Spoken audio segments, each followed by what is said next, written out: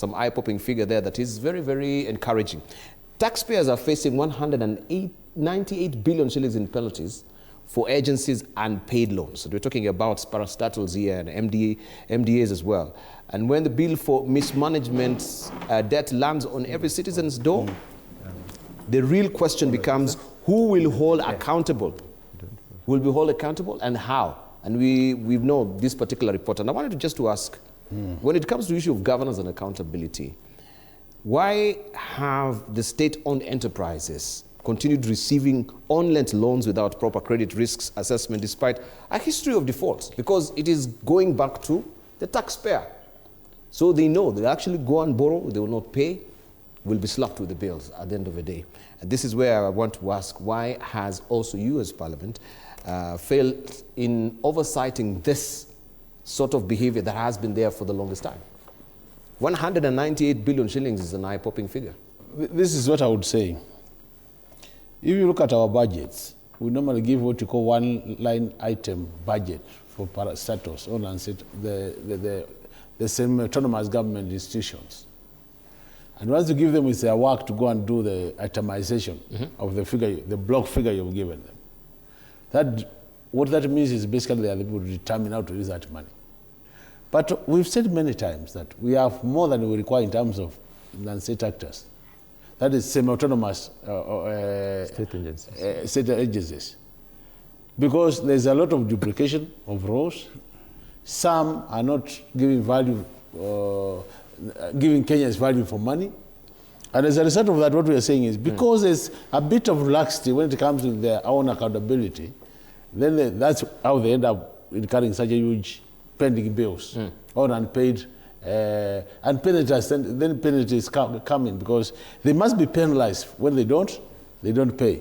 Which they aren't penalized. Yeah, basically because even the auditors, look at the way they audited. Actually, we have a lot of questions as in the budget committee. And if there's an area we have a lot of questions relating to how money is accounted for, is money given to parastatals. And we have said the way out, if we want to help this country, the way out is they should submit budget like the other departments do. Program budget, which says, I will be given 10 million, and these are my expected outcomes and outputs, so that we can monitor the outcomes and the outputs. This is a situation where you give them a block figure, and then that's why you see some of them, they are still demanding money from the national treasury, and they have invested in private accounts, billions of shillings, just to continue accumulating more. Yeah, but the question is, who approves when they're going actually to source for these loans? I'm talking about the loans. Does it also there is no loan in this country we can be incurred from the without authority of treasury. And the accounting office. Yeah. So any loan which has to be borrowed must be authorized by treasury, either by county governments, either by parastatals.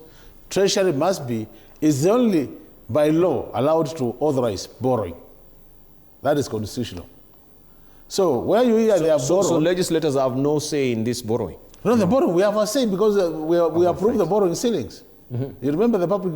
We have a public debt and... So they play around with... That is the wiggle room of the ceiling. So the window we give them, they play around with that. But they can always go to convince treasury, we are borrowing for this, but in reality, they don't have a genuine reason for borrowing. So the question is then, should taxpayers be forced to shoulder the debt burden of, mismanaged projects they did not even directly, approve?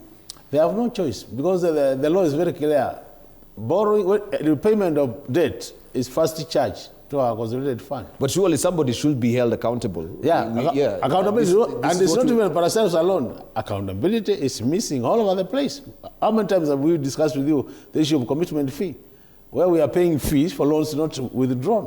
We were not drawing loans. So we pay, and no more answers. So we are saying we have just a very careless attitude to manage our public resources. And the law is very clear. We need to go against prudent management of public resources. It is in this document, our constitution. Thank you. But do we practice it? No. Let me give you an example. An agency like Activate. Yes. Activate, let's say it has 1,000 or 2,000